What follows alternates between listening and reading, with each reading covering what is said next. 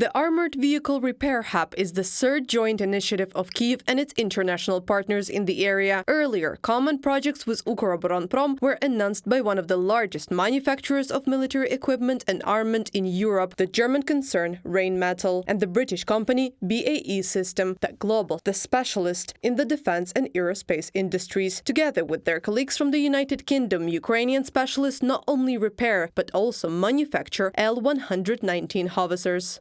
Today we have to integrate into the European world defense industrial complex. This is part of our strategy on the way to NATO. And we must understand that our defense industry must integrate into the global defense industrial complex. We have several joint ventures in different formats, some as an open office, some as an enterprise, some as a collaboration, and they have the results of their work in Ukraine. In the summer of 2023, the Turkish company Baykar began constructing a factory for manufacturing attack drones in Ukraine. The plant is scheduled to open in 2025. The Ukrainian Ministry of Strategic Industry said that Kyiv and Ankara had agreed on joint production of other types of weapons as well. At the moment, the plant is being actively built, construction work is underway, and I monitor progress once a month. The stated deadline for the autumn was a year and a half until being ready, and this is just one of those projects when the company without partners independently started to build a full-cycle plant in Ukraine, and this is a good and right thing. Ukraine is stepping up arms production. According to Ukrainian President Volodymyr Zelensky, Ukraine managed to produce 3 times more weapons in 2023 than the year before. The plans for the next year include expanding the list of partners.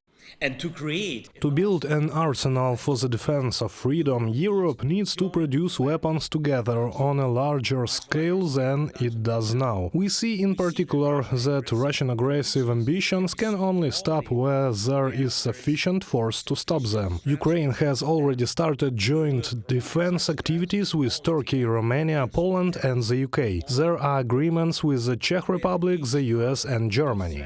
Allies continue to work on ammunition and weapons supplies to Ukraine. At the end of February 2022, according to Brussels, the EU Commissioner for the Internal Market will present a defense investment program that would create a fund for Ukraine's defense.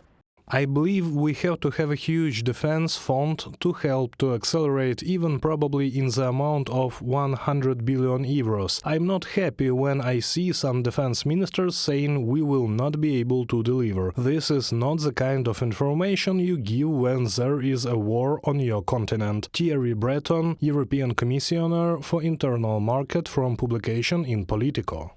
Brussels assumes that the EU will be able to supply Ukraine with the promised 1 million artillery shells by April 2024. Reported by Anastasia Tarnavska, Larisa Zubenko, UATV News.